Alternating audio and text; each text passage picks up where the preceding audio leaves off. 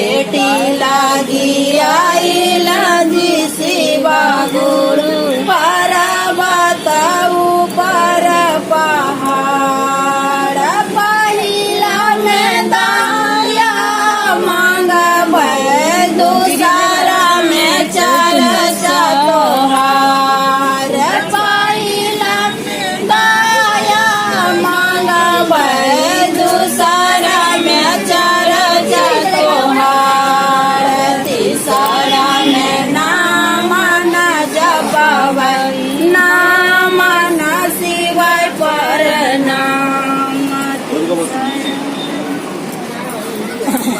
हर हर महादेव हर हर। छोटा छोटा यहाँ पर ही हो गया, नेकला हो गया, यहाँ हो गया था, बड़ा बड़ा हो गया था, मुंह में हो गया था। तो सबको सब डॉक्टर से दिखाया, नहीं ठीक हो रहा था। होम्योपैथी से भी दवाई खिला रहे नहीं ठीक। तो मंदिर है ना वहाँ पर ही, वहीं पर ही गए थे कि अगर यदि मेरा बेटी का आइला ठीक हो जाएगा। इसका नहीं, मेरा बेटी का, ये बेटा। और वही हम बैगन का 2 भार और शिव गुरु का हम चर्चा कराएंगे, मेरा बेटी का ठीक हो जाएगा। मेरा बेटी का 2 महीना होते होते ठीक हो गया एकदम, कहीं कुछ नहीं। चर्चा करा नहीं, ये कराएंगे, करा लीजिए। कराएंगे। गुरु से झगड़ा करते हैं, गुरु ठीक कर देता है, गुरु को भुला देते हैं। मेरा घर वाला, मेरा सबको, मेरा परिवार बोलता है कि बोलते मुंह में बोलते देरी लगा, लेकिन ठीक होते देरी नहीं लगा। एक भी दाग भी नहीं पता चल रहा है। नहीं तो दाग तो दवाई खिलाते तो दाग रहता है, एक भी दाग नहीं। गुरु की दया से इतना पाए। अब आइएगा दीदी। नहीं, हम नहीं से पंडित जी अपन पतरा देख देख कर रोज रोज अपना भीख मांगे भाई। जजमान का चल जाते रहती तो जज खुदा न था। एक दिन शमशान घाट में एगो मुंडी मिला आदमी के।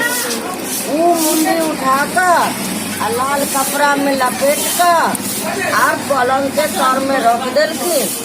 आ जब जाए लगलखिन हाथ धोआ कर पूजा पाठ करे के टाइम ओकरा निकाल कर आ मुंडी ठोना देख कर आ मुंडी में जे लिखल रहे से वो अपना पढ़ कर आ फेन नुका कर रख देथिन। बीवी के नहीं बोलती आ चल जाथिन अपना जजमान का।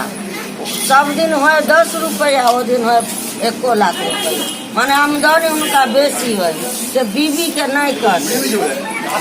1 महीना 2 महीना 3 महीना गेलै ना तो पंडितान मन में बुरा नजर सोच लेलखिन जे 6 महीना से निहा धोआ क आ पूजा क हमरा से नहीं बजैहन, की बात है।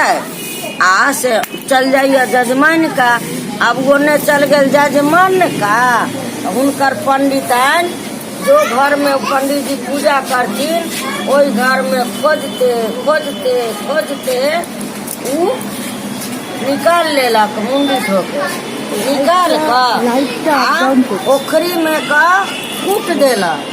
आ ओखरी में कूट कर आ गोआ पर कप टेका आ कहलक हाँ आई तो बड़ काम हम कैलहुँ, हम कामे खत्म कर दे। आज हम काम करे काम खत्म कर।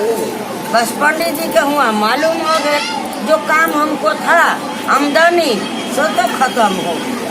बेचारे बेचारे बेचारे आकर मन गुप्ते आर रह गया। रात में खाना न खलन सुतलन न, भोर में पूजा पाठ क अब कहलक है कन्या एगो सामान छलै।